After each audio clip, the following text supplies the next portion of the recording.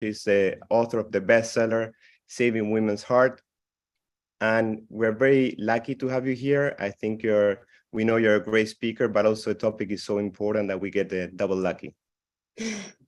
Well, thank you so much, Leandro, for inviting me. And I'm honored to be with you all today. And I get to talk on my favorite topic too. So I'm going to make an argument today about what the differences between men and women are, and then talk about why we need specialized heart centers. So I have no disclosures related to my talk, except that I have research funding related to women and heart disease. So I think we all know, I know everyone listening here knows that the leading killer of women and men is cardiovascular disease. But you can see that there's different trends that have happened over time. When we were making significant impact on cardiovascular disease mortality in men, we were not seeing the same reductions in women. You can see women shown in red, men shown in blue. And you can see at a time when statins first emerged, we started seeing dramatic reductions in mortality. We had prevention guidelines that shortly after followed, and the further reductions, but we were not seeing the same reduction in women. Well, in 2001 was the first time that we started seeing a reduction in cardiovascular mortality in women. Well, what happened in 2001? In 2001, the results of the Women's Health Initiative came out. That was the first federally funded all-women trial in cardiovascular disease, looking at the number one prescription in the United States, hormone replacement therapy. And the assumption was it was of benefit to women, but when the results came out, it showed that actually it was not. So overnight, that number one prescription was no longer being used in the way that it was. Additionally, in the early 2000s was the beginning of the Go Red campaign, the red dress campaign that some of you all participate with in Heart Month. And that then we also had female-specific guidelines come out in 2004, 2007, and 2011. And hopefully that all contributed to the steady decline in cardiovascular mortality. Now, more recently, we should all be disturbed no matter who we take care of, men or women. We're seeing an increase, and this is no longer just a trend. This is real. This is, more than 7 years worth of data where we're seeing now a continued increase in cardiovascular disease mortality. And it's particularly the younger population, and I'll talk about younger women as well. But if you look at the 1.3 million deaths in the United States of American women, obviously, the leading cause is cardiovascular disease, accounting for over 400,000 deaths. The next leading cause is chronic lung disease. The third leading cause is lung cancer. And the fourth leading cause of death in women is breast cancer. Look at those numbers. There's a 10-fold greater risk of dying from cardiovascular disease than breast cancer. But we all know that our patients understand the risk and the need for screening for breast cancer. But most of our patients, when we see them, have never been screened for cardiovascular disease. And we see them when they actually have disease, when they have a cardiac event. We can talk about it in prevalence terms too. Over 60.8 million women live with some form of cardiovascular disease. And if you talk about the prevalence of breast cancer, it's only 3.8 million women living with breast cancer. And it's not to minimize the importance of breast cancer, it's only to put it in perspective so that we understand the differences between these important diseases and the success of the Pink Ribbon campaign and how well they've educated women. And to this date, I would say that how poorly we've educated women in the general population about their risk for cardiovascular disease. So there's a lot of reasons why, women who have cardiovascular disease don't do as well. We know that they're more likely to die once they are diagnosed with cardiovascular disease. And part of this is because we really have not considered this disease a disease of women.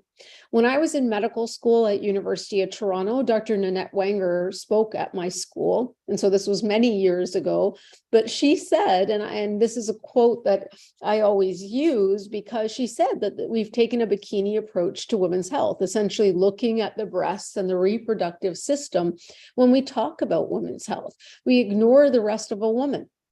And She said that many years ago, and more recently, I've written editorials copying her words, saying, how are we ever going to move beyond the bikini and protect a woman's heart when we continue to ignore the differences between men and women, and we continue to not include women in cardiovascular trials?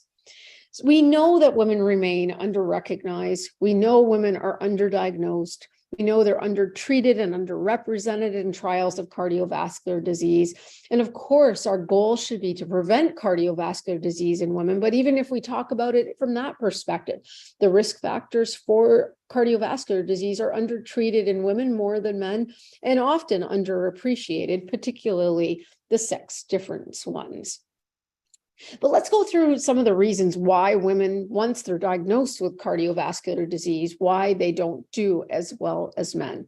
So the first question I would pose to you is asking you this: do we even follow our current guidelines equally in women compared with men? Well, we have a lot of data saying, unfortunately, that we don't. We know that let's just look at acute myocardial infarction, since that's where we have so much data.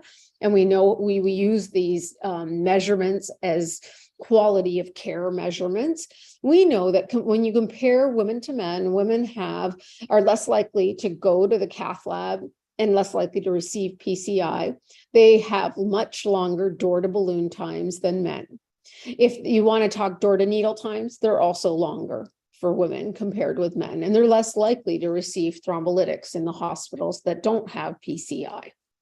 We know that guideline-directed medical therapy is less likely to be used in women, whether you're talking at the acute, 24 hours within a time of a myocardial infarction, or even upon discharge. Women are less likely to get the guideline-directed medical therapy for acute myocardial infarction.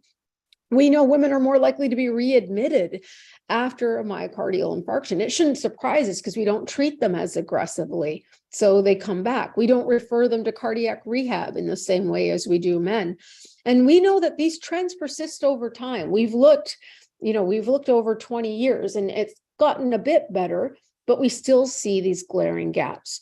As a result, there's a higher mortality, particularly in ST elevation, myocardial infarction for women, and particularly for the younger women. And by younger women, I'm going to talk about younger women occasionally in my talk. By definition, we sort of classify that as women under the age of 55.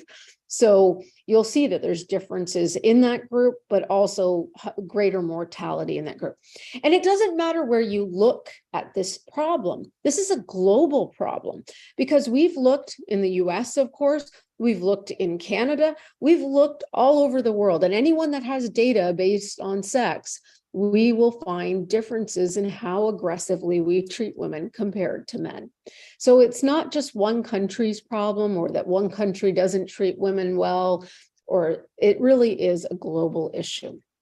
Here's a study that came out of New York City. The group at NYU did this study and talked about specifically younger women. And this was how we respond to women who present with chest pain.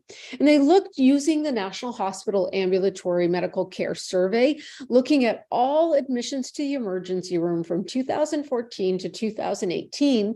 And this represented 29 million emergency department visits. Again, these were adults 55 years or younger who presented with chest pain. And what they found is that women were more likely to be less likely to be triaged as an emergent case. They waited at least 10 minutes longer compared with men. They were less likely to get an EKG performed. They were less likely to be put on cardiac monitoring, and they were also less likely to have a consultation, for example, with a cardiologist. And of course, they were less likely to be admitted to the hospital or to an observation unit. We saw the same trends in people of color as well. And so independent of all their clinical features, we see these glaring gaps. So we shouldn't be surprised that younger women specifically do less well. Somehow we're not recognizing the fact that younger women are at risk for myocardial infarction and in fact do the least well when they're having it. We even know, if we look at our secondary preventive care, after an acute myocardial infarction or after they're diagnosed with atherosclerotic cardiovascular disease, that we don't treat them equally.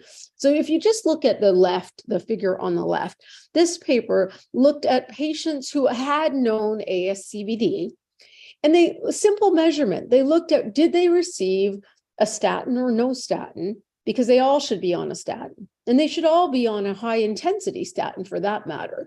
But you can see that almost 1 in 2 patients gets no statin, and that's for both male and female. So we're not doing well just in general in our preventive care, but the odds of getting high intensity statin therapy, it was less likely to get high intensity statin therapy if you were female compared to male. So we use our therapies differently.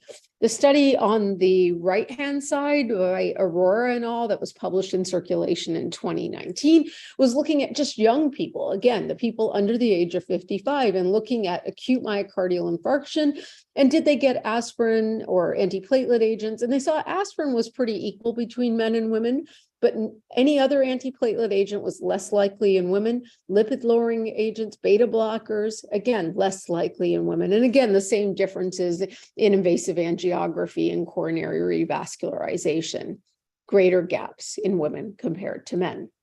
So it, again, should be of no surprise to anyone that when we look at any of our different data sets, that women are more likely to be rehospitalized after an acute myocardial infarction. And this is from the TRIUMPH study, looking at men and women are shown in gray and men are shown in black. And then the dashed lines represent older women and older men, and the solid lines are those under the age of 55. And you can see after acute myocardial infarction, within the first month, these lines start splitting, particularly for the youngest people, that there's a greater rehospitalization for women compared to men within the first month, but of course, out in the first year. The gap is also seen in older women compared to older men, but the gap is not quite as great. So again, we shouldn't be surprised, but accept rehospitalization as a measure that we're all held accountable to. We don't want patients to be rehospitalized. So if we can improve how we treat patients up front, maybe the rehospitalization would be reduced. Interesting also is that when we talk about the sickest patients, meaning patients in cardiogenic shock with an acute myocardial infarction, that we know that women in that position are less likely to be treated as aggressively as men. You can see from this study, again, national inpatient sample from 2006 to 2015, looking at just ST elevation, myocardial infarction, and cardiogenic shock. And you could see that women are less likely to undergo revascularization compared with men, mechanical circulatory support, or undergo a right heart catheterization. So it should be of no surprise to you that the sickest of the sick with a myocardial infarction have higher in-hospital mortality rates. And again, anytime we see these differences in women, you can almost certainly see these differences based by race, and that's what was seen in this study as well. Women and people of diverse backgrounds are treated less aggressively. So again, we have a lot of work to do. Now, if we use protocols to help us improve the care of patients, we actually see some of these gaps narrow down. And there's many studies that have looked at different ways to improve our hospital systems. I'm just showing you one of them. This was a 4-step protocol. They published this in JACC. And the 4 steps that they did was they had a standardized cath lab activation, which most of our hospitals do for every ST elevation myocardial infarction. They also had a handoff checklist, and that's because in the emergency room, there's shift changes, and they wanted to make sure that everyone knew what had been done and what hadn't been done. So what was still left to be done on this patient. And additionally, if they didn't have PCI capabilities, they would immediately create a transfer to an available cath lab. And they also included in this protocol was that radial approach would be used for PCI. We know women do better. Women and men both do well with radial approach, but women particularly have more vascular complications with femoral approach. So what you're looking at here in the figure is the percent of men who do better than women. And that, so initially the blue bars prior to the protocol, and the red bars are after the protocol is initiated. And here's all the different outcomes they looked at. And you can see that the gap narrowed. Now, certainly men still did better in the end for most of these endpoints, except for stroke. Actually, stroke was one thing where women actually did better after this protocol was in place compared with men. But even narrowing these gaps so that mortality was lower in women over by using this was better to be seen both in hospital and 30-day mortality. And the point is that these system-based protocols do work. It's just a way to remind people to treat everyone equally, whether you can harness the power of your electronic health records to remind you to make sure things are done. You know, these are ways for us to improve the care of all our patients and reduce the disparities that we see. And I wrote an editorial after, because we continue to see these trends with ST elevation myocardial infarction, talking about what do we need to improve the outcomes for women, particularly with ST elevation myocardial infarction. Of course, I'll never argue that we don't need to increase the awareness of women themselves so that they understand the risk, but I really don't think it's their fault about the way that we care for them. I think we need to increase the awareness and the need for timely care by targeting healthcare providers and educating them as well. I think these standardized protocols will really help us. I also think harnessing the power of artificial intelligence can help too. And I'll share with you something specific about one form of artificial intelligence, but I'm sure there's many forms. And I think, of course, we need to increase our research to understand these sex disparities, because even when you saw those protocols in place, you saw that there was gaps still persisting based on sex. So we need to continue to surveil this data, because this is the only way we'll know if we're actually, closing the gap. Now, we know I used acute myocardial infarction as an example because that's something we see so much of, but we can look at other forms of cardiovascular disease to see these sex-based gaps. So if you look at TAVR, for example, women actually, much of the research has supported that women do better actually after TAVR when compared to men. And yet we underutilize TAVR in women. And they tend to be referred later, but we know a lot of our data is showing that we're not referring women enough for TAVR. You can look at atrial fibrillation, something we all see day in and day out, and we under anticoagulate women in general, even though they have such a high risk of stroke. Remember, in your CHA2DS2 score, being a woman gives you an extra risk.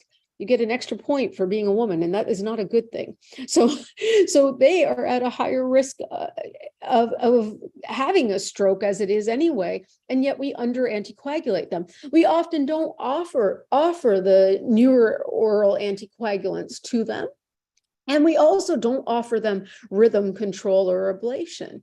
It's more likely to be offered to men. So we have a long way to go on something we see so much of. ICDs and CRT, and specifically, the early data always had shown that women benefited from CRT use compared to men. And yet, when we look at utilization, you can see that women are less likely to receive CRT, despite the fact that they get the greater benefit from it. And even heart transplant, for those of you interested in heart failure and heart transplant, women only account for a quarter of the LVADs.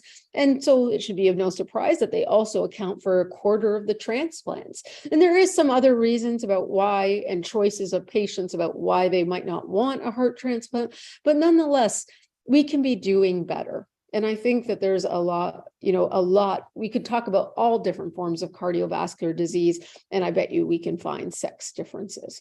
So some people would say, maybe women, present differently. Maybe they experience cardiovascular disease differently than men. Maybe that's the reason for delays in care or recognition. Well, let's talk about that a little bit. There, I wrote the chest pain guidelines, and I'm going to show you a couple of things from that. But when we talk about sex differences in presentation, our contemporary literature shows what is similar between men and women, but also what is different. So the Virgo study was a study looking at people under the age of 55, so young men and young women, and they had to have a myocardial infarction. And what they found is actually, so everybody in Virgo had an acute myocardial infarction. And what they did is actually ask them about their symptoms so that we would actually know something about younger people's symptoms. Before the Virgo, we didn't have a lot of data. Well, they asked them, and what they actually found is that 90% of men and 90% of women reported chest pain. The difference between men and women, though, that they did see in these young men and young women was that women were more likely to report 3 or more additional symptoms. Chest pain might not be the most important thing that they appreciated. They definitely had it if you asked them about it, but other symptoms might even be more important. Now, the interesting thing about Virgo is they asked the patients, did you seek out care by another, physician before you actually presented for your acute myocardial infarction? And almost 60% of the women actually did. Only a third of the men had actually seen another doctor. And the majority of the women were told that their symptoms were not cardiac, and they went on to have an acute myocardial infarction. So again, women were often dismissed by their healthcare provider. Now, if you look at other studies like the high stake group was a group that actually described to us high sensitivity troponins. This is a UK-based study.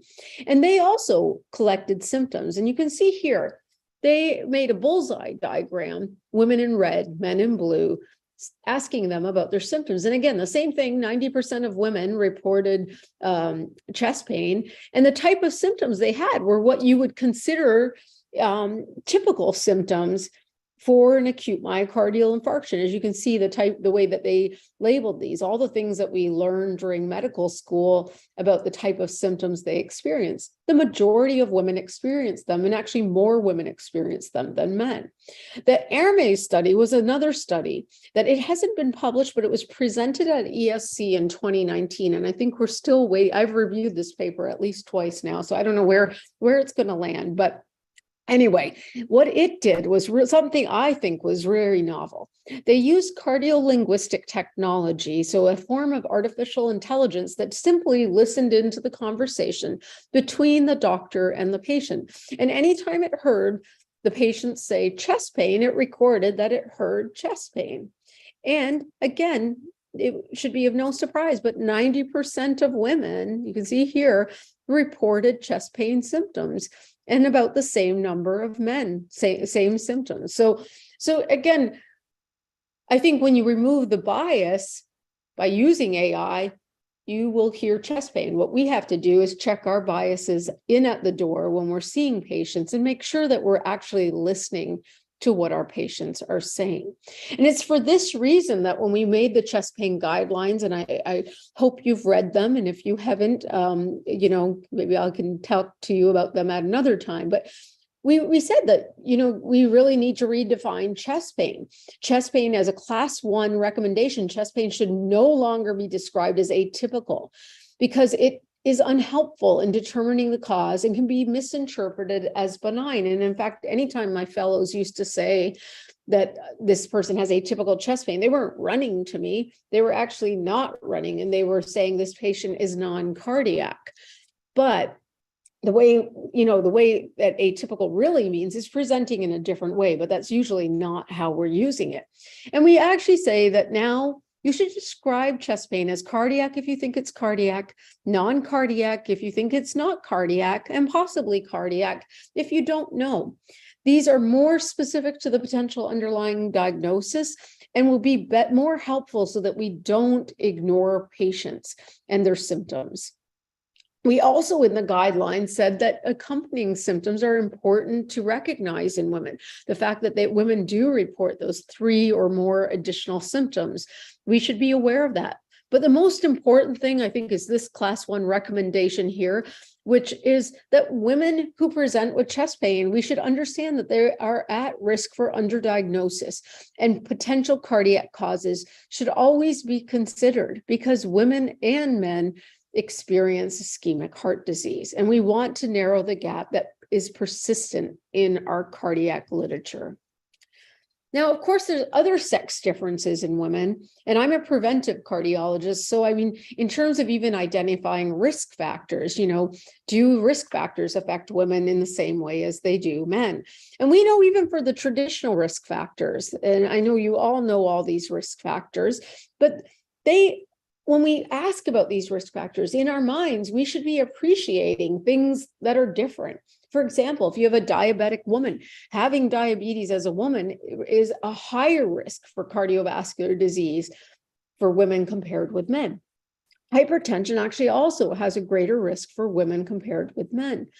Lipids, there's not so much of a difference of the effect of lipids, but what we do know is that we use lipid-lowering therapy less frequently in women.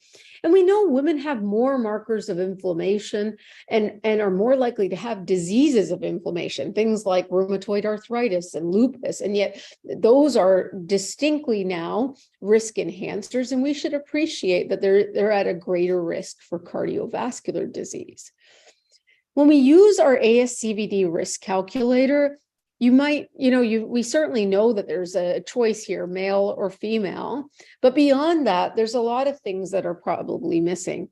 And as of 2018, of course, we changed the risk calculator. You still use the risk estimator, but they also suggest in the guidelines to use our risk enhancers. And a lot of them are sex-specific risk enhancers, not all of them, but some of them are sex-specific. And those are things that we should appreciate, particularly pregnancy, right? Pregnancy really only happens to a biological woman. And pregnancy-related mortality is a huge issue in the United States. And the majority of the deaths related to pregnancy are cardiovascular. So, and we know that there's racial inequities that have been persistent as well. You can look here over time as we're talking about this. This has made headline news about this because we are there. Only the U.S. is the only Western country where these numbers continue to get worse compared to other countries. And again, when you look at the reasons that women die during pregnancy, or the pregnancy-related mortality, you can see that the majority of them are cardiovascular disease. They're either cardiovascular, cardiomyopathy, hypertensive disorders, or stroke. The other ones are of course important, but the majority of them are cardiac. And when we talk about maternal mortality, we're really talking about not just at pregnancy, but within that year after they deliver. And we should recognize that 50% of maternal deaths actually occur in the postpartum era. That's usually when they're not under the care of an obstetrician. And we as cardiologists may get involved in their care if we're lucky enough to be called. But this is the group that we really need to work on as well. I mean, I think all areas, all periods of pregnancy are important, but I do think our role becomes even bigger because we're usually involved. We might be asked to evaluate these patients. Most of the causes of maternal death are preventable. And particularly cardiovascular causes, you can see are about 70% of them are preventable. And that's really true at all periods of the pregnancy, whether we're talking when they're pregnant, within the first few months after pregnancy, or up to out 1 year. And this is why even our guidelines and our recommendations about assessment of even postpartum women, we say, what are the red flag symptoms and signs that we should be looking for? The things our emergency rooms should not be discounting are listed here on these red flags. When pregnant patients or postpartum patients present with any of these symptoms, we should be taking them seriously. When they have signs like shortness of breath at rest, orthopnea, high resting heart rate, elevated blood pressure, elevated respiratory rate, poor O2 saturation, this should be a prompt hospitalization and an evaluation with maternal fetal medicine and or primary care and or cardiology. And this is what the emergence of cardio-obstetric clinics and teams has really done. And a lot of the work you would probably recognize from many of our colleagues across the country talking about our involvement specifically with these patients. Now that's the short-term risk, but we also know that pregnancy is a window to the future. We talk about pregnancy as nature's free stress test. And it helps us identify women who might be at risk. Those adverse pregnancy outcomes that occur during pregnancy helps us identify the women that might be at risk for heart disease or stroke in the future. And this is where we should be intensifying our primary prevention efforts. And again, a lot of our cardio-obstetric clinics are focused also on these groups. We have a lot of data from a lot of different studies looking at the impact of all of these important adverse pregnancy outcomes.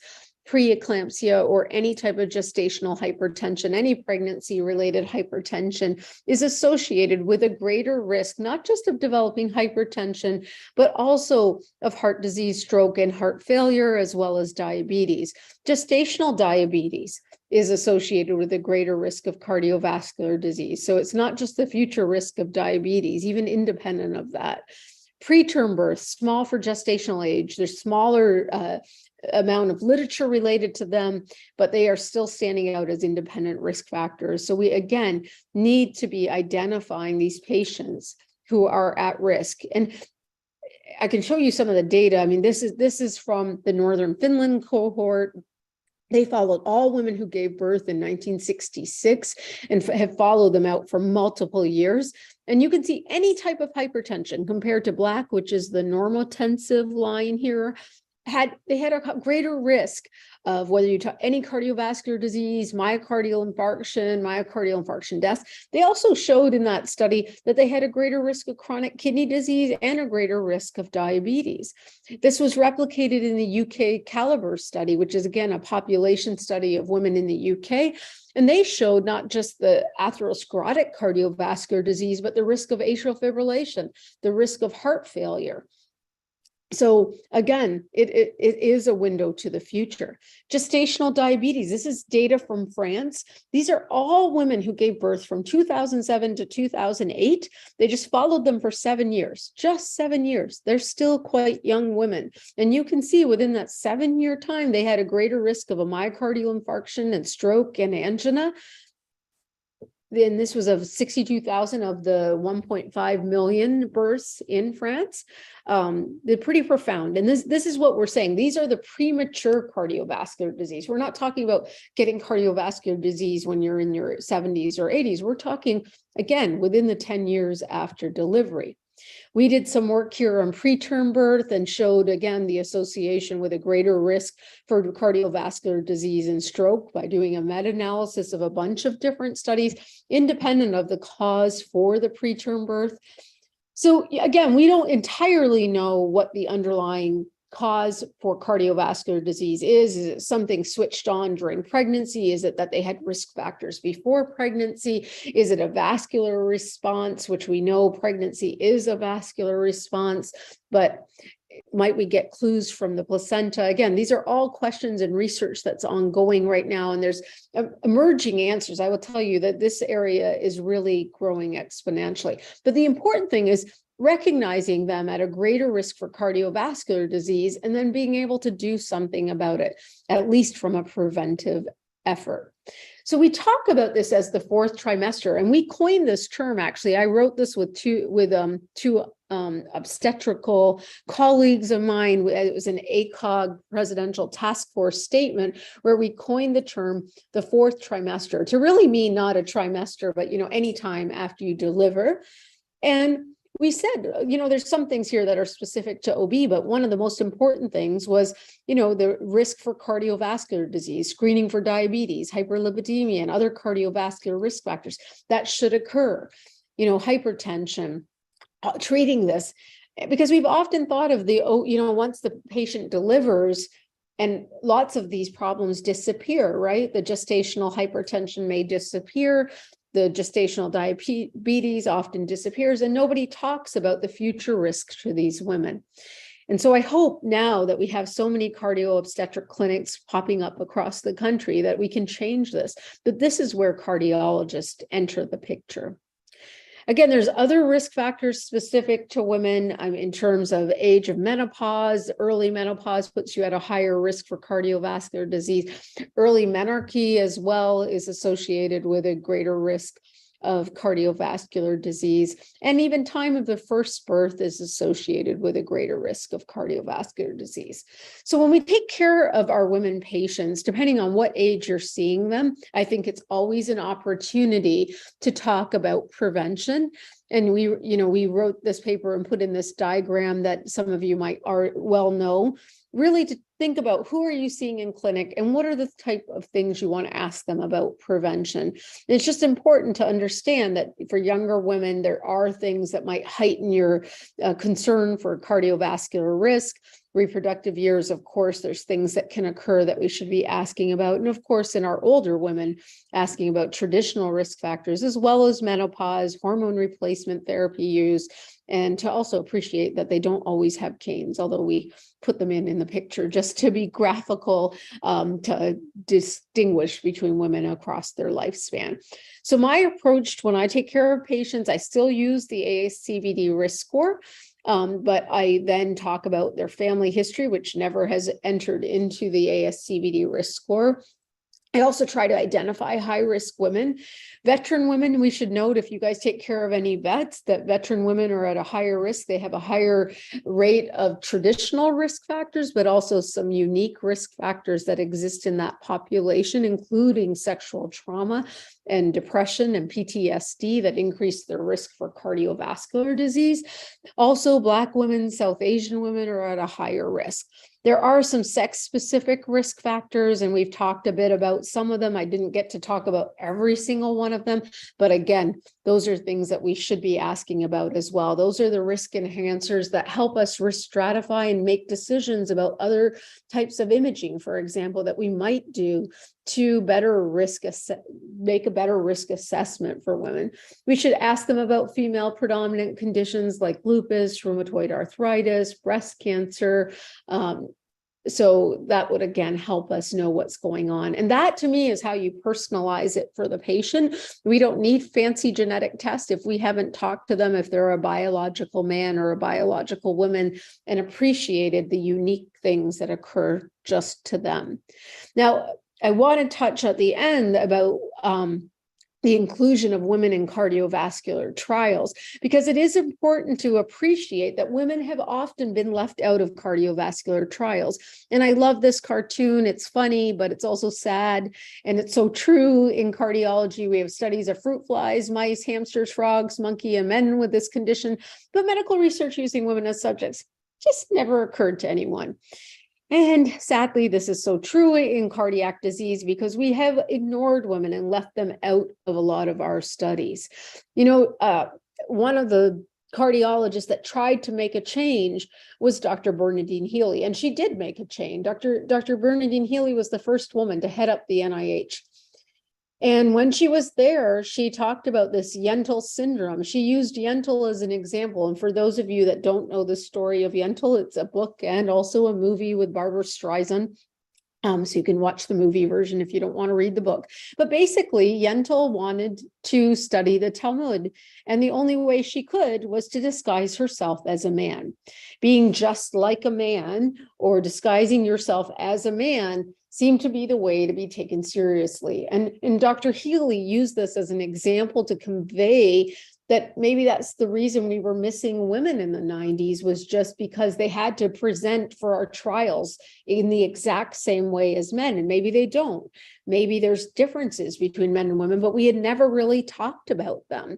And so she was hoping by making the NIH focused on inclusion of women, that once that was a priority, that this idea of the Yentl syndrome would go away. It would be just, her syndrome would be just a history like of curiosity, and people would be like, oh, those were the bad days, but now are the good days. But we're still talking about it because we still know that women are not getting into clinical trials. Now, we are making some headway for hypertension, atrial fibrillation. We've done a better job of enrolling women. Pulmonary hypertension, in fact, a disease that disproportionately affects women, we disproportionately enroll a lot of women into those trials. But the common things being common: heart failure, acute coronary syndrome, cardiovascular disease, That's where we can't enroll women, apparently, because look at even correcting for prevalence. This is participation to prevalence ratios. We do not do a great job at enrolling women. And that's US data. This is global data. You can see they found the exact same trends. It didn't matter on the disease state, everything but pulmonary hypertension. We have not enrolled enough women. It didn't matter if we were talking about drugs, devices, lifestyle, or procedures. We under-enroll. It doesn't matter where the study's done. To be honest, everywhere under-enrolls women. It doesn't matter if it's a small study or a large study. We don't enroll enough women. We're getting better at getting women under the age of 55. But again, cardiovascular disease tends to affect more women as they age, and we need to do better in those over the age of 55. And interestingly, if a government involvement is in the trial, we under-enroll women. And so it means that the government holds no one accountable when they fund trials. And this is not just US data. Again, I'll remind you, this is global data, but even industry-funded trials under-enroll women. It matters, though, that we include women, because we need to understand the differences.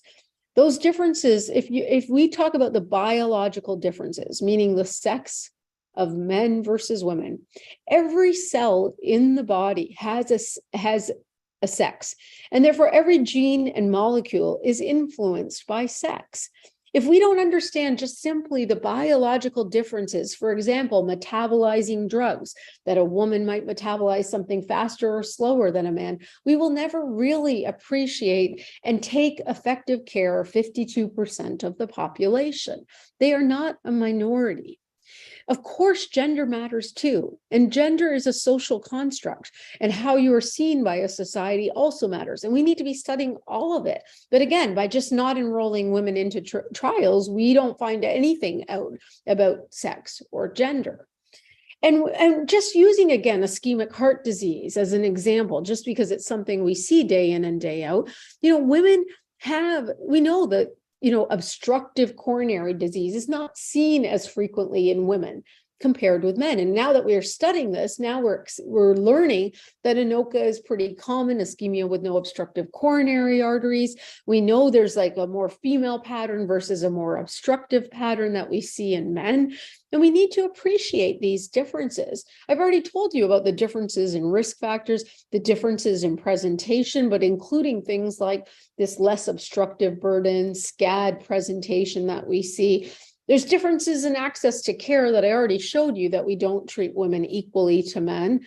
And ultimately, we shouldn't be surprised by the differences in outcomes if we don't understand how the disease affects women compared to men. But part of the reason, and I'm giving you a little bit of a historical perspective, just so you can appreciate why women were excluded from trials, because I think some of you younger people will be like, but why? Why would you exclude women? Well, there's history behind this. In the 1960s, there was this drug called thalidomide. And thalidomide was given to women who were pregnant to reduce their morning sickness. Again, a drug that had no data backing it up, but seemed to be effective, but unfortunately affected the offspring.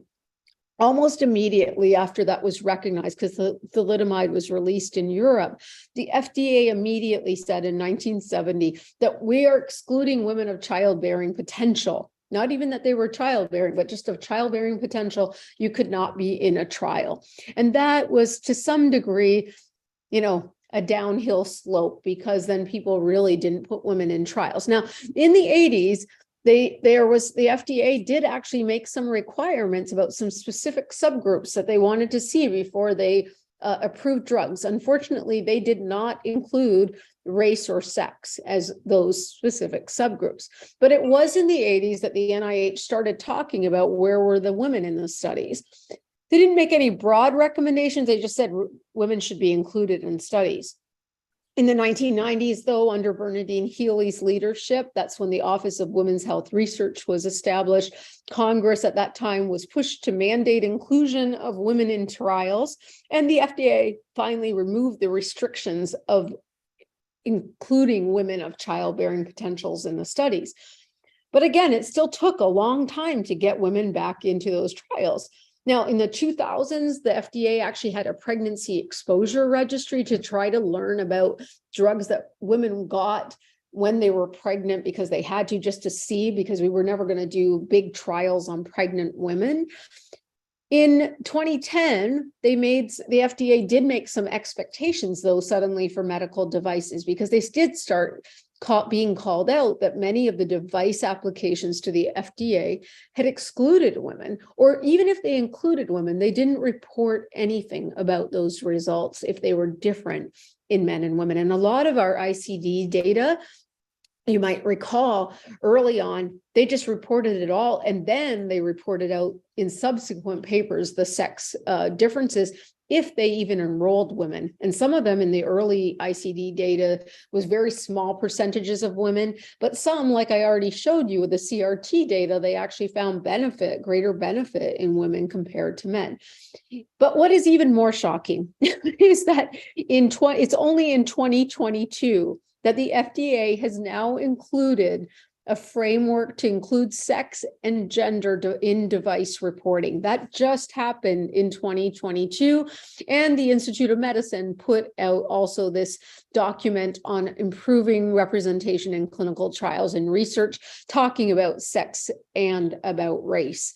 Those came out just last year. We're only in the beginning of 2023, so they have not been out very long. So it just I thought that would just help give you a little bit of perspective about accountability, why nobody has been held accountable.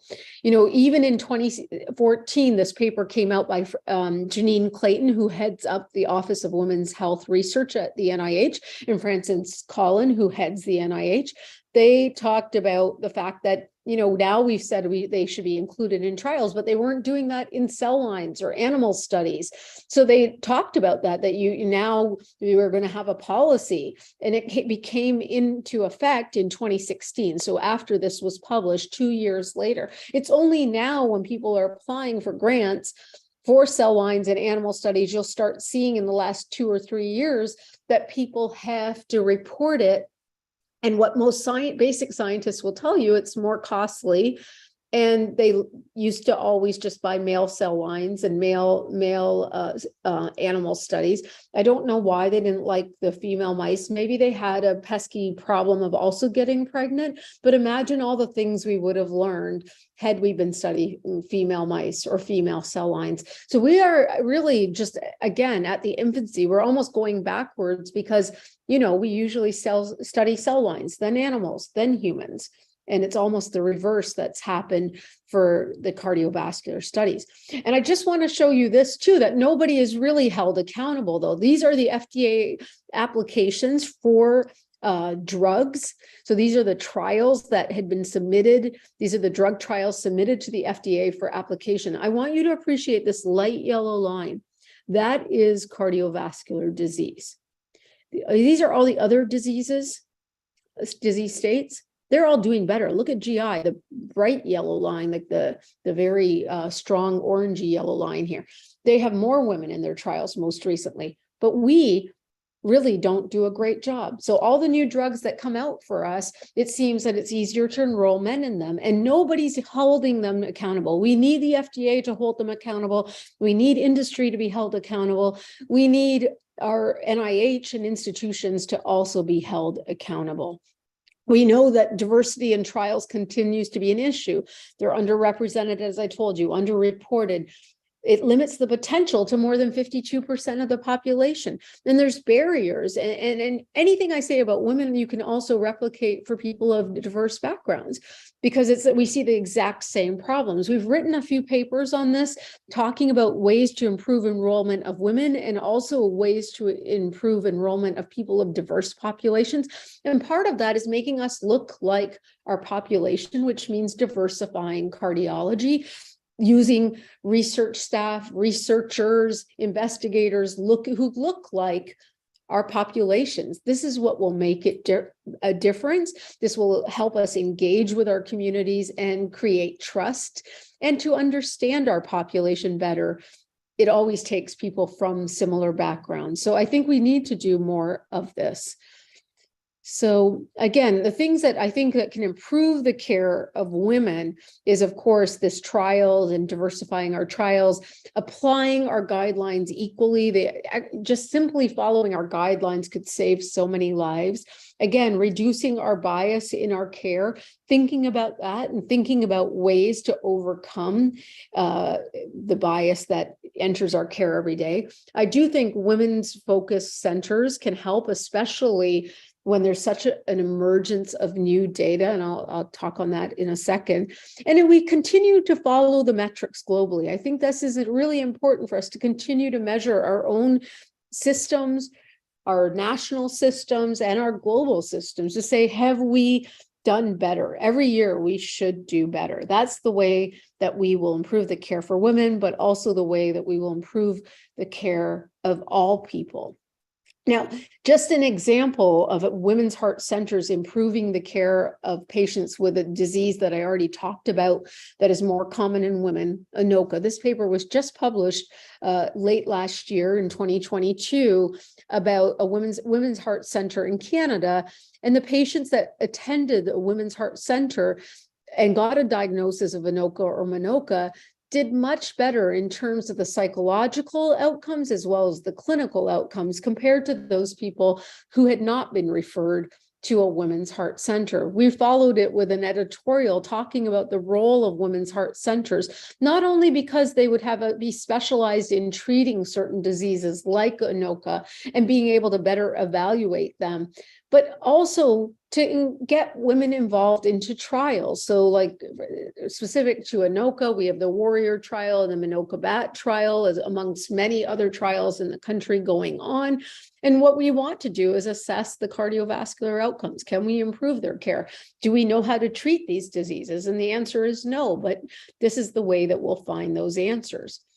We've written many papers on this about the role of women's heart centers. And I know depending on your resources, everybody has different resources. And I've been at places where we had nothing and we were virtual. And now I'm at a place that has a lot of things. But you can create women's heart centers with even small budgets. I think focusing on specific disease states where you have either specialists or interest of someone. You don't have to do everything if you're small or if you're just starting out. You decide, what is our area of expertise? Where can we intervene? Of course, it can be just cardiovascular risk assessment. And that's how we started it when I was back in my early days at Northwestern. That's how we started it. And we were an access point for patients.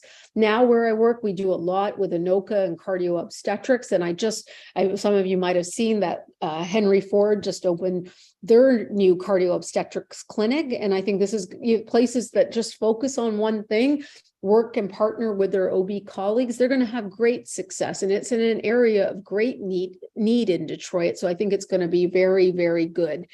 Cardio-oncology, hormone replacement, and hormone studies, menopause clinics. Again, you can add all of these in depending on how big you are and how many resources and the type of people. But starting it is perhaps the most important thing. Advocacy you can do no matter what, with or without a budget. You can do advocacy. You can get involved in research because we have trials now going on that you can send your patients to. So many of the trials are becoming pragmatic. So maybe you can just send us your patients with ANOCA to be in our Warrior trial and they never have to come to LA. We can just enroll them and visit with them virtually. And that's what we do with many of our patients. And I think that's the pandemic has taught us how good women are at enrolling in trials that are pragmatic. We need our trials to be more pragmatic. And of course, you can create education for the public and for the professionals, the healthcare professionals in your community. You can do that again without any budget. Once you get recognized, then you'll find the donors to come in and help you create these centers even further. But starting it is, of course, the first step. So again, I think women's heart centers will help us in so many ways because the emergence of literature will really help there being expertise and people knowing where to go. I think it's an entry point to the health system. But what we can do about the sex differences that I pointed out to you today, like I told you, if the only thing we do is start treating women equally with guideline-directed therapies, we will save lives. I hope I've also convinced you that symptoms of angina are typical for women, and I hope I never hear the word atypical ever again.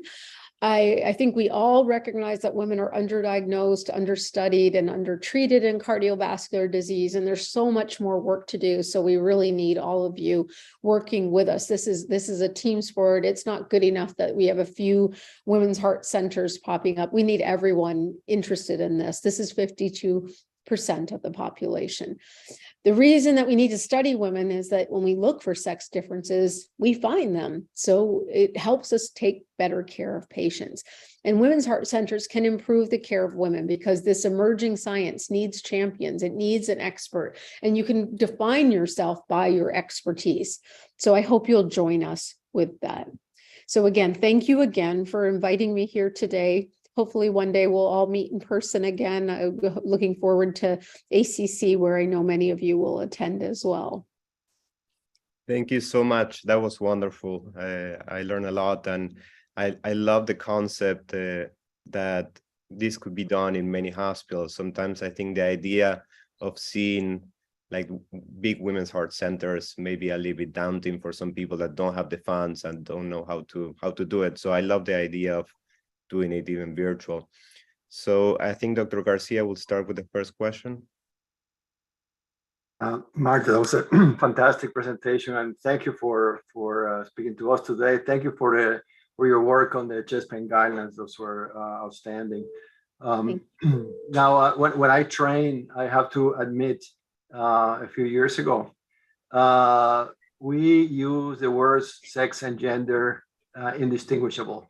And right now, listening to your presentations, I wonder, and you touch upon it, but I wonder how much of this is really sex and not truly gender biases. I think, you know, my bias is that probably 80% is gender and maybe 20% is sex. And I think, you know, that's, I guess the frontier of research now is try to elucidate what are the true genetically determined differences that play a role into the difference that we see in outcomes versus the biases that we have in treating, you know, the gender male versus the gender female.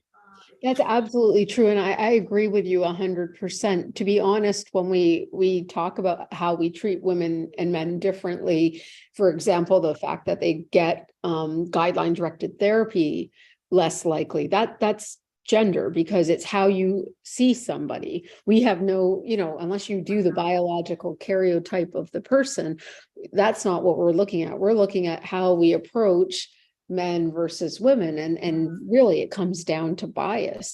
And that's why the same trends that you see or that we are reporting based on gender are similar to what we're seeing based on race. These are biases of people identifying certain people at a higher risk rather than appreciating that people who are a different color or people who are women or look like women are different. And so I don't mean to be, you know, when I'm talking so much about sex, and most of our research or most of our data says male or female, but I do understand that, you know, gender is not binary.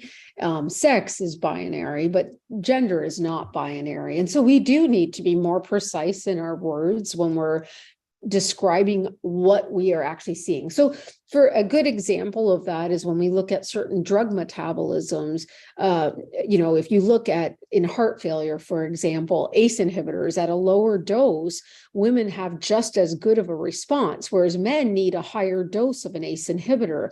And we debate sometimes, should those guidelines have said that women maybe only need a certain dose versus, you know, why didn't they say that when they wrote the guidelines? Maybe one day they will, but we certainly know in the use of the medications after the trials came out that women got just as good of benefit who got lower doses of drugs. Now that's biological because of the metabolism of the drugs. And there's certain drugs, again, there's other drugs that are metabolized differently in men and women, and we need to know the biological differences.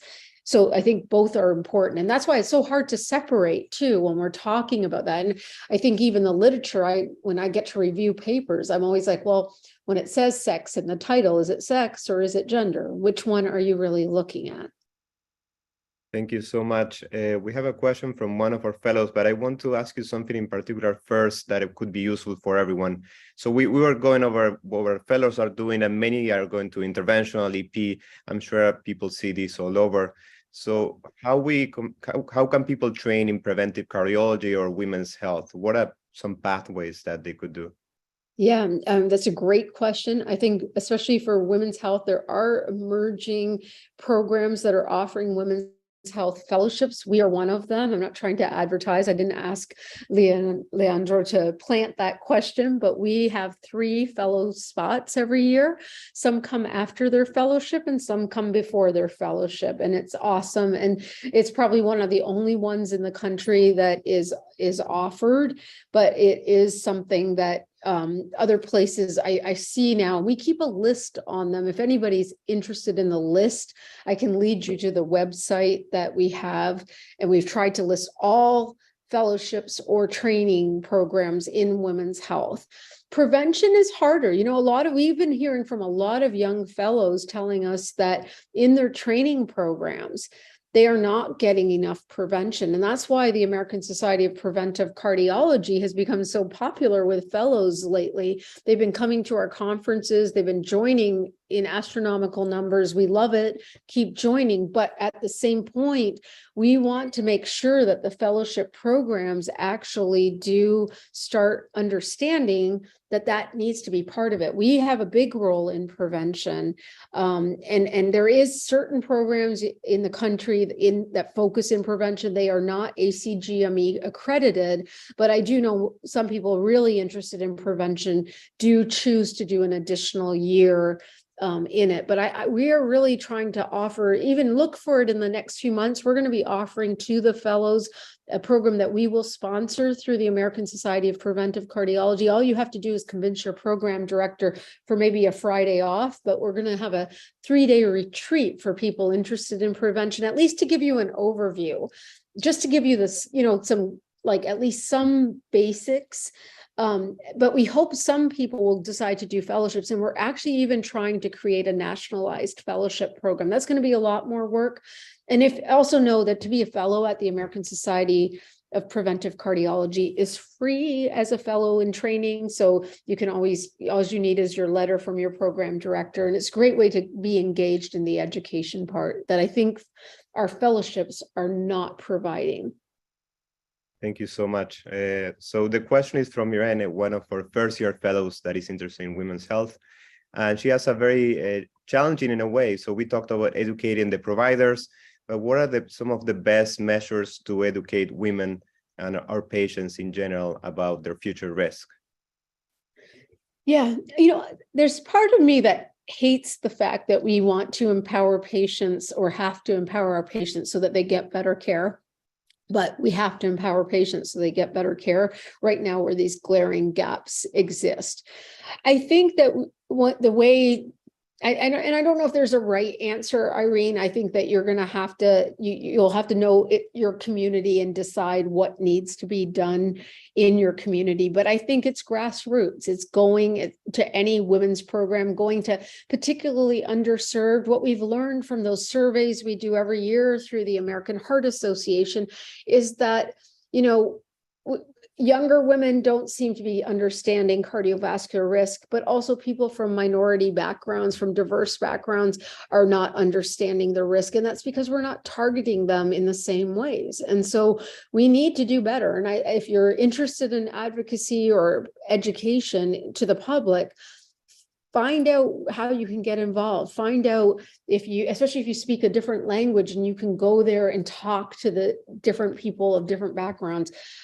But I go everywhere, like especially when communities ask me to speak, I almost never say no. I know there's no money in it, but it's our way of getting the information out there, because right now it can't depend on our hospital systems. To be honest, these gaps, I've been talking about them for decades and they still exist. So the more we can educate them, the better.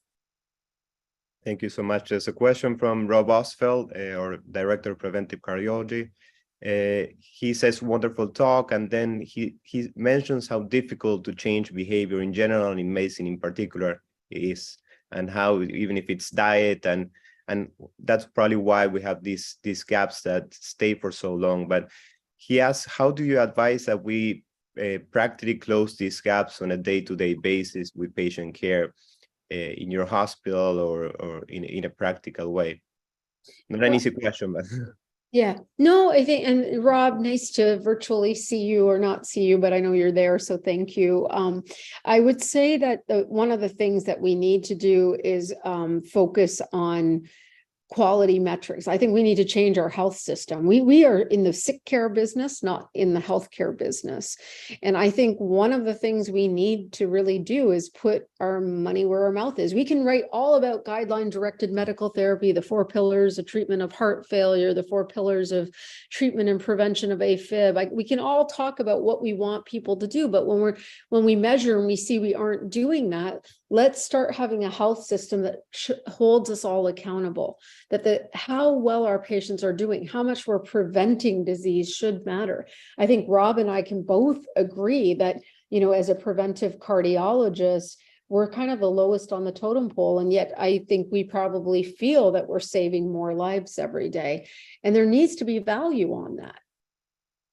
absolutely, especially when we quantify the amount of a service that we do by sickness. That's the opposite way. So from Patricia Chavez, and maybe the last question, she says, great presentation. Within women, the subset of women of reproductive age, specifically pregnant women.